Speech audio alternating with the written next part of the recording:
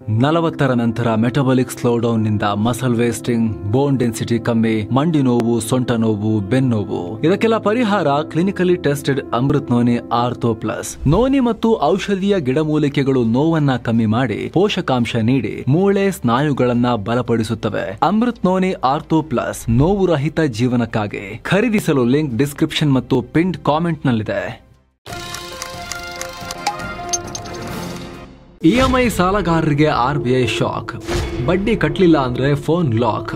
ಮೊಬೈಲ್ಗೆ ಕೈ ಹಾಕಿದ ಸೆಂಟ್ರಲ್ ಬ್ಯಾಂಕ್. ನಮಸ್ಕಾರ ಸ್ನೇಹಿತರೆ, mastmaga.comಗೆ ಸ್ವಾಗತ. ನಾನು ಅಮರ್ ಪ್ರಸಾದ್. ನೀವೇನಾದ್ರೂ EMI ಮೂಲಕ ಫೋನ್ ತಗೊಂಡಿದ್ದೀರಾ, ಬಡ್ಡಿ ಸರಿಯಾಗಿ ಕಟ್ತಾ ಇಲ್ವಾ? ಹಾಗಿದ್ರೆ ಕೂಡಲೇ ನಿಮ್ಮ ಫೋನ್ ಲಾಕ್ ಆಗ್ಬೋದು. ಇಂಥ ಒಂದು ಹೊಸ ವ್ಯವಸ್ಥೆ ತರೋಕೆ RBI ಮುಂದಾಗ್ತಿದೆ. EMI ಕಟ್ಟದೆ ಸತಾಯಿಸ್ತಿರೋರ ಫೋನನ್ನೇ ಸೀಸ್ ಮಾಡೋಕೆ ನೋಡ್ತಾ ಇದ್ದಾರೆ. ಈ ವಿಚಾರವನ್ನ ಖುದ್ದು RBI ಗವರ್ನರ್ ಸಂಜಯ್ ಮಲ್ಹೋತ್ರಾ ಹೇಳಿದ್ದಾರೆ. ಶೀಘ್ರದಲ್ಲಿ ಈ ವ್ಯವಸ್ಥೆ ಜಾರಿಯಾಗಬಹುದು ಅಂತ ಹೇಳ್ತಿದ್ದಾರೆ. ಹಾಗಿದ್ರೆ ಏನಿದು RBI ಫೋನ್ ಲಾಕ್ ಮಾಡೋ ವ್ಯವಸ್ಥೆ? ನಿಮ್ಮ ಫೋನನ್ನು ಕಂಟ್ರೋಲಿಗೆ ತಗೊಂಡ್ಬಿಟ್ಟು ಏನು ಮಾಡ್ತಾರೆ ಅವರು? ಸಾಲ ಕಟ್ಟಲಿಲ್ಲ ಅಂದರೆ ಫೋನ್ ಹೆಂಗೆ ಲಾಕ್ ಆಗುತ್ತೆ ನಿಮ್ಮದು? ಅಷ್ಟಕ್ಕೂ ಈ ರೀತಿ ಮಾಡೋದು ಸರಿನಾ? ಇದು ಅನ್ಯಾಯ ಅಲ್ವಾ? ಇದು RBI ಇಂಥ ಹೆಜ್ಜೆ ಯಾಕೆ ಇಡ್ತಾ ಇದೆ? ಕೆಟ್ಟ ಹೆಜ್ಜೆ. ಎಲ್ಲವನ್ನ ಹೇಳ್ತೀವಿ, ಕಡೆ ತನಕ ಮಿಸ್ ಮಾಡಿದೆ ನೋಡಿ ಸ್ನೇಹಿತರೆ. ಅದಕ್ಕಿಂತ ಮುಂಚೆ ಸ್ನೇಹಿತರೆ, ಸಬ್ಸ್ಕ್ರೈಬ್ ಮಾಡದೇ ಇರುವಂಥ ವೀಕ್ಷಕರಲ್ಲೊಂದು ಸಣ್ಣ ಮನವಿ. ವಿಡಿಯೋ ಕೆಳಗಿರೋ ಸಬ್ಸ್ಕ್ರೈಬ್ ಬಟನ್ ಮೇಲೆ ಕ್ಲಿಕ್ ಮಾಡಿ, ಪಕ್ಕದ ಬೆಲ್ ಐಕಾನ್ ಮೇಲೆ ಕ್ಲಿಕ್ ಮಾಡೋದನ್ನು ಯಾವುದೇ ಕಾರಣಕ್ಕೂ ಮರಿಬೇಡಿ ಅಂತ. ಇದರಿಂದಷ್ಟು ಪ್ರೋತ್ಸಾಹ ಕೊಟ್ಟಂತಾಗುತ್ತೆ ನೀವು. ಬನ್ನಿ ಆರಂಭ ಮಾಡೋಣ. EMI ಕಟ್ಟಲಿಲ್ಲ ಅಂದರೆ ಫೋನ್ ಲಾಕ್. ಎಸ್ ಸ್ನೇಹಿತರೆ, ಇತ್ತೀಚೆಗೆ RBIನ MPC ಮೀಟಿಂಗ್ ನಂತರ ಪತ್ರಕರ್ತರೊಬ್ಬರು RBI ಗವರ್ನರ್ ಸಂಜಯ್ ಮಲ್ಹೋತ್ರಾಗೆ ಪ್ರಶ್ನೆ ಕೇಳಿದ್ರು. EMIನಲ್ಲಿ ಫೋನ್ ತಗೊಂಡು ಬಡ್ಡಿ ಕಟ್ಟಲಿಲ್ಲ ಅಂದರೆ ಬ್ಯಾಂಕ್ಗಳು ಅಂತಹ ಫೋನ್ ಲಾಕ್ ಮಾಡಬಹುದಾ ಅನ್ನೋ ಪ್ರಶ್ನೆ ಮಾಡಿದ್ರು. ಈ ವೇಳೆ RBI ಗವರ್ನರ್ ಸಂಜಯ್ ಮಲ್ಹೋತ್ರಾ ಹೌದು ಮಾಡಬಹುದು ಅಂತ ಹೇಳಿದ್ದಾರೆ. ಈ ವಿಚಾರ ಚರ್ಚೆಯಲ್ಲಿದೆ. ಈ ಸಂಬಂಧ ಬ್ಯಾಂಕ್ಗಳು ಸಲ್ಲಿಸಿದ ಪ್ರಪೋಸಲ್ನ ಸ್ಟಡಿ ಮಾಡ್ತಾ ಇದ್ದೀವಿ. ಇದರಿಂದ ಆಗೋ ಅನುಕೂಲ ಅನನುಕೂಲಗಳನ್ನು ಅನಲೈಸ್ ಮಾಡ್ತಾ ಇದ್ದೀವಿ. ಆದರೆ ಗ್ರಾಹಕರ ಡೇಟಾ ಪ್ರೈವಸಿಯನ್ನು ನೋಡಿಕೊಂಡು ಬ್ಯಾಂಕ್ಗಳ ಹಿತಾಸಕ್ತಿ ಕೂಡ ಹಾಳಾಗದಂತೆ ಕ್ರಮ ತಗೊಳ್ಬೇಕಾಗಿದೆ ಅನ್ನೋ ಹೇಳಿಕೆ ಕೊಟ್ಟಿದ್ದಾರೆ. ಇದರರ್ಥ ಆಲ್ರೆಡಿ ಫೋನ್ ಲಾಕ್ ವ್ಯವಸ್ಥೆ ತರೋಕೆ ಬ್ಯಾಂಕ್ಗಳು ಮುಂದಾಗಿವೆ. RBIಗೆ ಆಲ್ರೆಡಿ ಪ್ರಪೋಸಲ್ ಕೊಟ್ಟಿವೆ. ಅದನ್ನು ಸ್ಟಡಿ ಕೂಡ ಮಾಡ್ತಾ ಇದ್ದೀವಿ. ಅಪ್ರೂವಲ್ ಕೊಡೋದಷ್ಟೇ ಬಾಕಿ ಅಂತ RBI ಕನ್ಫರ್ಮ್ ಮಾಡಿದೆ. ಇಷ್ಟು ದಿನ ಬ್ಯಾಂಕ್ಗಳು ವೆಹಿಕಲ್ ಲೋನ್, ಹೌಸ್ ಲೋನ್ ವಿಚಾರದಲ್ಲಿ ಬಡ್ಡಿ ಸರಿಯಾಗಿ ಕಟ್ಟಲಿಲ್ಲ ಅಂದರೆ, ಲೋನ್ ಸರಿಯಾಗಿ ಕಟ್ಟಿಲ್ಲ ಅಂದರೆ ಗಾಡಿ, ಮನೆ ಸೀಸ್ ಮಾಡ್ತಾ ಇದ್ವು. ಗಾಡಿ ಮತ್ತು ಮನೆ ಅವ್ರ ಹೆಸರಲ್ಲಿ ಇರ್ತಾ ಇತ್ತು. ಹೈಪೋಥೆಕೇಶನ್ ನೆನಪಿದೆಯಾ ಗಾಡಿಲಿ? ಅದೇ ರೀತಿ ಇನ್ಮೇಲೆ ಫೋನ್ಗಳನ್ನು ಕೂಡ ಮಾಡೋಕೆ ಪ್ಲಾನ್ ಮಾಡ್ತಾ ಇದ್ದಾರೆ. ಆದರೆ ಫಿಸಿಕಲಿ ಅಲ್ಲ, ಡಿಜಿಟಲಿ ದೂರದಿಂದಲೇ ಕೂತು ನಿಮ್ಮ ಫೋನನ್ನು ಯಾವುದೇ ಕೆಲಸಕ್ಕೆ ಬರ್ದೇನಂಗೆ ನಿಷ್ಕ್ರಿಯ ಮಾಡಿಬಿಡ್ಬೋದು. ಆ ರೀತಿ ಮಾಡ್ತಿದ್ದಾರೆ. ಕಟ್ಟಿದ್ರೆ ಮಾತ್ರ ಅನ್ಲಾಕ್ ಮಾಡ್ತಾರೆ. ಆ ರೀತಿ RBI ಇಂಥ ಹೆಜ್ಜೆ ಯಾಕೆ ಇಡ್ತಾ ಇದೆ? ಮುಖ್ಯ ಕಾರಣ ಕೆಟ್ಟ ಸಾಲ. ಸಣ್ಣ ಸಾಲದ ಕ್ಯಾಟಗರಿಯಲ್ಲಿ ಇತ್ತೀಚೆಗೆ ಬ್ಯಾಡ್ ಲೋನ್ ಸಂಖ್ಯೆ, EMI ಸರಿಯಾಗಿ ಕಟ್ಟದೇ ಇರೋದು, ಕೈ ಎತ್ತುತ್ತಾ ಇರೋದು ಜಾಸ್ತಿ ಆಗ್ತಾ ಇದೆ. 1 ಲಕ್ಷ ರೂಪಾಯಿಗಿಂತ ಕಮ್ಮಿ ಸಾಲವನ್ನ ನಮ್ಮಲ್ಲಿ ಸಣ್ಣ ಸಾಲ ಅಂತ ಕನ್ಸಿಡರ್ ಮಾಡಲಾಗುತ್ತೆ. ಕಿರು ಸಾಲ. ಇತ್ತೀಚೆಗೆ ಇಂಥ ಸಾಲ ಹೆವಿ ಜಾಸ್ತಿ ಆಗಿದೆ. ತಗೊಂಡವ್ರು ಸರಿಯಾಗಿ ಕಟ್ತಾನೂ ಕೂಡ ಇಲ್ಲ. ಭಾರತದಲ್ಲಿ 116 ಕೋಟಿ ಸ್ಮಾರ್ಟ್ ಫೋನ್ಗಳಿದ್ರೆ ಇದರಲ್ಲಿ 1/3 ಭಾಗ ಅಂದರೆ ಸುಮಾರು 38ರಿಂದ 40 ಕೋಟಿ ಮೊಬೈಲ್ಗಳನ್ನು EMI ಮೂಲಕ ಖರೀದಿ ಮಾಡಲಾಗಿದೆ. ಆದರೆ ಇದರಲ್ಲಿ ತುಂಬ ಜನ ವಾಪಸ್ ಕಟ್ತಾನೆ ಇಲ್ಲ, ದುಡ್ಡು ಡಿಫಾಲ್ಟ್ ಮಾಡ್ತಿದ್ದಾರೆ. ಕ್ರೆಡಿಟ್ ರೇಟಿಂಗ್ ಸಂಸ್ಥೆ CRIF ಮತ್ತು digital lenders association of India ಪ್ರಕಾರ 2023-24 ನಡುವೆ ಸಣ್ಣ ಸಾಲ ಕಟ್ಟದೆ ಡಿಫಾಲ್ಟ್ ಆಗೋರ ಸಂಖ್ಯೆ 44% ಜಂಪ್ ಆಗಿತ್ತು. ಈ ವರ್ಷವಂತೂ ದಾಖಲೆನೇ ಮುರಿದು ಹೋಗಿದೆ. 31 ದಿನಗಳವರೆಗೆ ಬಡ್ಡಿ ಕಟ್ಟದವರ ಸಂಖ್ಯೆ 163% ಜಂಪ್ ಆಗಿ ಬರೋಬ್ಬರಿ 43,000 ಕೋಟಿ ರೂಪಾಯಿಗೆ ಹೋಗಿದೆ. ಕಳೆದ ವರ್ಷ ಮಾರ್ಚ್ನಲ್ಲಿ 16,000 ಕೋಟಿ ಇಂಥ ಸಾಲ ಇತ್ತು. ಈ ವರ್ಷ ಬರೋಬ್ಬರಿ 27,000 ಕೋಟಿ ಏರಿಕೆಯಾಗಿದೆ.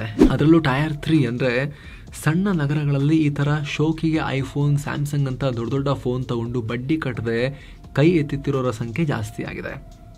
4.2% ಕೆಟ್ಟ ಸಾಲಗಳು ಇದೇ ಭಾಗದಲ್ಲಿ ದಾಖಲಾಗ್ತಾ ಇದ್ದಾವೆ.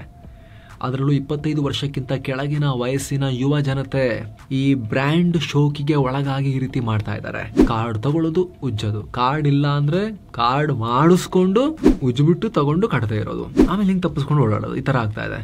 ಹೀಗಾಗಿ ಎಷ್ಟರ ಮಟ್ಟಿಗೆ ಅಂದರೆ ಮೈಕ್ರೋ ಫಿನಾನ್ಸ್ ಸೆಕ್ಟರ್ ಅಸ್ಥಿರವಾಗುವ ಅಪಾಯ ಎದುರಿಸ್ತಾ ಇದೆ. ಸೊ ಬ್ಯಾಂಕ್ಗಳು ಫೋನ್ ಲಾಕ್ ಮಾಡೋ ದಾರಿ ಹಿಡಿತಾ ಇದ್ದಾರೆ. ಏನೋ ಸ್ನೇಹಿತರೆ, ವರದಿಯಲ್ಲಿ ಮುಂದುವರಿಯುವ ಮುನ್ನ 7 ಸೈನ್ಸ್ ಟೂರಿಸಂ ಕಂಪನಿ ಕಾಶಿ ಅಯೋಧ್ಯೆಗೆ ಮತ್ತೊಂದು ಟ್ರಿಪ್ ಆಯೋಜನೆ ಮಾಡಿದೆ. ಆಫರ್ ಪ್ರೈಸ್ ಕೇವಲ 39,500 ರೂಪಾಯಿ ಮಾತ್ರ. Kashi, Ayodhya, Triveni Sangam, Gaya, Bodh Gaya 4 night 5 days trip ಇದು. ಈ ಪ್ಯಾಕೇಜ್ ಅಲ್ಲಿ flight tickets, 3 star hotel stay, all meals, ದೇವರ ದರ್ಶನ, ಎಸಿ ಟ್ರಾನ್ಸ್ಪೋರ್ಟ್ ವ್ಯವಸ್ಥೆ, ಬೋಟಿಂಗ್ ಮತ್ತು ಆಟೋ ಚಾರ್ಜಸ್, 24/7 ಟೂರ್ ಮ್ಯಾನೇಜರ್ ಸೌಲಭ್ಯ, ಹಿರಿಯ ನಾಗರಿಕರಿಗೆ ವಿಶೇಷ ಕೇರ್ ಕೂಡ ಇರುತ್ತೆ. ಹೊರಡೋ ದಿನ 9 ನವೆಂಬರ್ 2025. ಕೆಲವೇ ಸೀಟುಗಳು ಲಭ್ಯ. ಆಸಕ್ತರು ಈ ನಂಬರ್ಗೆ ಕಾಲ್ ಮಾಡೋ ಮೂಲಕ ನಿಮ್ಮ ಸೀಟನ್ನ ಕೂಡ ಬುಕ್ ಮಾಡಬಹುದು. ಬನ್ನಿ ಈಗ ವರದಿಯಲ್ಲಿ ಮುಂದುವರಿಯೋಣ. ಹೌದು, ಹೆಂಗ್ ಲಾಕ್ ಮಾಡ್ತಾರೆ ನಿಮ್ ಫೋನ್? EMI ಕಟ್ಟದೇ ಇರೋರ ಫೋನ್ ಲಾಕ್ ಮಾಡೋಕೆ RBI ಮುಂದೆ 4 ಆಪ್ಷನ್ಸ್ ಇದೆ. ಕಮ್ಮಿ ಎಲ್ಲ 4 ಇದೆ ಆಪ್ಷನ್. ಮೊದಲನೇ ಆಪ್ಷನ್ ಅಂದ್ರೆ ಈಸಿಯೆಸ್ಟ್ ಆಪ್ಷನ್ ಅಂದ್ರೆ ಆಪ್ ಮೂಲಕ ಲಾಕ್ ಮಾಡೋದು. ಇನ್ಫ್ಯಾಕ್ಟ್ ಆಲ್ರೆಡಿ ಬ್ಯಾಂಕ್ಗಳು ಈ ಮೆಥಡ್ನ ಫಾಲೋ ಮಾಡ್ತಾ ಇದ್ವು. ಇದರಲ್ಲಿ ಫೋನ್ ತಗೊಳ್ಳುವಾಗ ಬ್ಯಾಂಕ್ಗಳು ಒಂದು ವಿಶಿಷ್ಟ ಆ್ಯಪ್ನ ಕಡ್ಡಾಯವಾಗಿ ಇನ್ಸ್ಟಾಲ್ ಮಾಡಬೇಕು ಅಂತ ಕಂಡೀಷನ್ ಹಾಕಿ ಇನ್ಸ್ಟಾಲ್ ಮಾಡಿಸ್ತಾರೆ. ಈ ಆ್ಯಪ್ನಲ್ಲಿ ಫೋನ್ನ ಲಾಕ್ ಮಾಡುವಂಥ, ಸ್ಕ್ರೀನ್ ಆಫ್ ಮಾಡುವಂಥ, ಹಾಗೆ ಸ್ಕ್ರೀನ್ ಮೇಲೆ ಟೆಕ್ಸ್ಟ್ ತೋರಿಸುವಂಥ ಫೀಚರ್ ಇರುತ್ತೆ. ಇದನ್ನು ಅನ್ಇನ್ಸ್ಟಾಲ್ ಕೂಡ ಮಾಡೋಕ್ಕಾಗ್ತಾ ಇರಲಿಲ್ಲ. ಬ್ಯಾಂಕ್ಗಳು ಈ ಆ್ಯಪ್ನ ಹ್ಯಾಂಡಲ್ ಮಾಡ್ಬೋದಾಗಿತ್ತು. ಸಾಲ ಕಟ್ಟದೇ ಇದ್ದ ತಕ್ಷಣ ಈ ಆ್ಯಪ್ ಮೂಲಕ ಫೋನ್ನ ಲಾಕ್ ಮಾಡ್ತಾ ಇದ್ರು, ಅಲರ್ಟ್ ತೋರಿಸ್ತಾ ಇದ್ರು, ಕಟ್ರಿ ಕಟ್ರಿ ಕಟ್ರಿ ಅಂತ ಹೇಳಿ. ಆದರೆ ಇದ್ರ ಬಗ್ಗೆ ಸಿಕ್ಕಾಪಟ್ಟೆ ಕಂಪ್ಲೇಂಟ್ಸ್ ಬಂದಿದ್ರಿಂದ RBI ಹಾಗೆ ಮಾಡಬೇಡಿ ತಡೀರಿ ಅಂತ ಹೇಳಿದೆ. ಬ್ಯಾಂಕ್ಗಳು ಕೂಡ ಅದಕ್ಕೆ ಸ್ವಲ್ಪ ಸುಮ್ಮನಾಗಿದ್ವು. ಆದ್ರೆ ಈಗ RBIನ ಹೇಳ್ತಿರೋದ್ರಿಂದ ಮತ್ತೆ ಈ ಮೆಥಡ್ ಬರೋ ಎಲ್ಲ ಲಕ್ಷಣ ಕಾಣಿಸ್ತಾ ಇದೆ.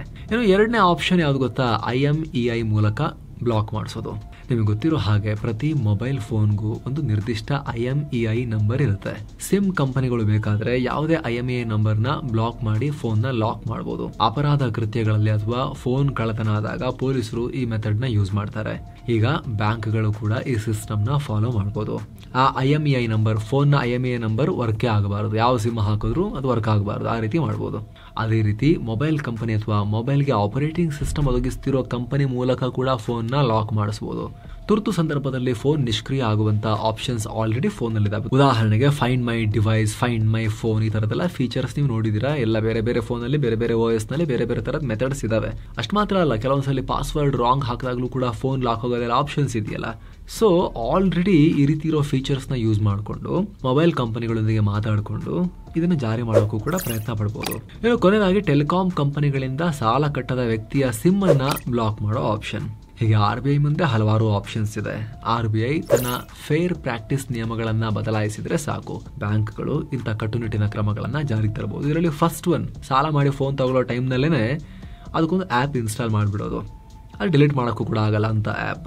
ಅದೇ ಬೆಸ್ಟ್ ಆಪ್ಷನ್. ಅದನ್ನೇ ಇವ್ರು ಹಿಡಿಯೋ ಚಾನ್ಸಸ್ ಜಾಸ್ತಿ. ಅದೇ ಸೂಕ್ತ ಕೂಡ ಹೌದು ಇಲ್ಲಿ ಅಂತ ಅನಿಸ್ತಾ ಇದೆ. ಯಾಕಂತ ಹೇಳಿದ್ರೆ ಲೋನ್ ಮಾಡಿ ಗಾಡಿ ತಗೊಂಡ್ಬಂದಾಗ RC-ನಲ್ಲೂ ಕೂಡ ಮೆನ್ಷನ್ ಆಗಿರುತ್ತೆ, ಇದು ಹೈಪೋಥಿಕೇಶನ್ ಆಗಿದೆ ಸೋ ಅಂಡ್ ಸೋ ಬ್ಯಾಂಕ್ಗೆ ಅಂತ.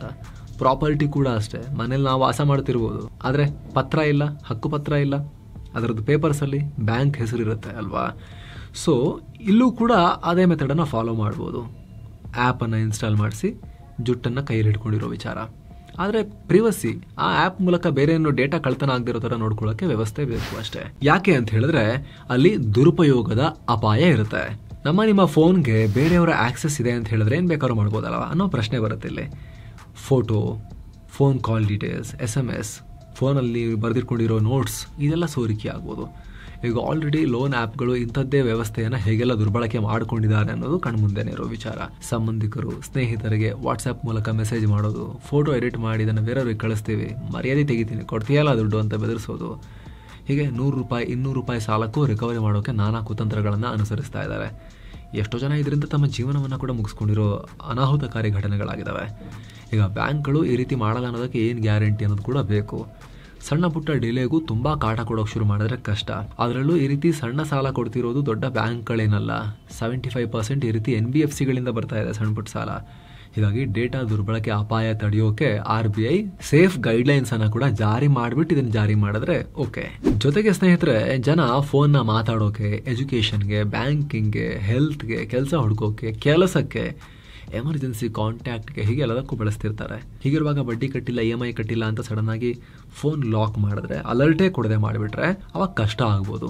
ಯಾರಿಗೂ ಹುಷಾರಿಲ್ಲ, ಅರ್ಜೆಂಟಾಗಿ ಆಸ್ಪತ್ರೆಗೆ ಹೋಗಬೇಕಾಗಿರುತ್ತೆ, ಕರ್ಕೊಂಡು ಹೋಗಿ ಅಂತ ಕಾಲ್ ಮಾಡ್ತಿರ್ತಾರೆ. ಅಂತ ಟೈಮ್ನಲ್ಲಿ ಬ್ಯಾಂಕ್ ಲಾಕ್ ಮಾಡಿಬಿಟ್ರೆ ಒಬ್ಬ ವ್ಯಕ್ತಿಯ ಜೀವನ ಹೋಗೋ ಅಪಾಯ ಕೂಡ ಇರುತ್ತೆ. ಹೀಗಾಗಿ RBI ಈ ರೀತಿ ಹೆಜ್ಜೆ ಇಡಬೇಕಾದ್ರೆ ಒಂದ್ಸಲಿ ವಾರ್ನಿಂಗ್ ಕೊಟ್ಟು, 1 ವಾರನೋ 2 ವಾರನೋ ಟೈಮ್ ಕೊಟ್ಟು, ಅಥವಾ 1 ತಿಂಗಳು ಟೈಮ್ ಕೊಟ್ಟು ಮತ್ತೆ ಅದು ಫಾಲೋ ಮಾಡಿಲ್ಲ ಅಂದರೆ ಬ್ಲಾಕ್ ಮಾಡೋ ಥರ ಮಾಡ್ತಾರೆ. ಈ ಥರ ಏನಾದರೂ ಕೂಡ ಸೇಫ್ ಗೈಡ್ಲೈನ್ಸನ್ನು ತಂದು ಒಂದಷ್ಟು ವ್ಯವಸ್ಥೆಗಳನ್ನು ಮಾಡಿಕೊಂಡು ಚೆಕ್ ಆ್ಯಂಡ್ ಬ್ಯಾಲೆನ್ಸ್ ಇಟ್ಕೊಂಡು ಇದನ್ನು ಜಾರಿ ತರಬೇಕು. ಇದಕ್ಕೆ ಸಂಬಂಧಪಟ್ಟಂತೆ ನಿಮ್ಮ ಒಪಿನಿಯನ್ ಕಾಮೆಂಟ್ ಮಾಡಿ ತಿಳಿಸಿ ಸ್ನೇಹಿತರೆ. ಇದನ್ನು ಎಲ್ಲರಿಗೂ ಶೇರ್ ಮಾಡಿ, ಆಸಕ್ತಿ ಇರೋರಿಗೆ, ಇದ್ರ ಬಗ್ಗೆ ಮಾಹಿತಿ ಬೇಕಾಗಿರೋರಿಗೆ.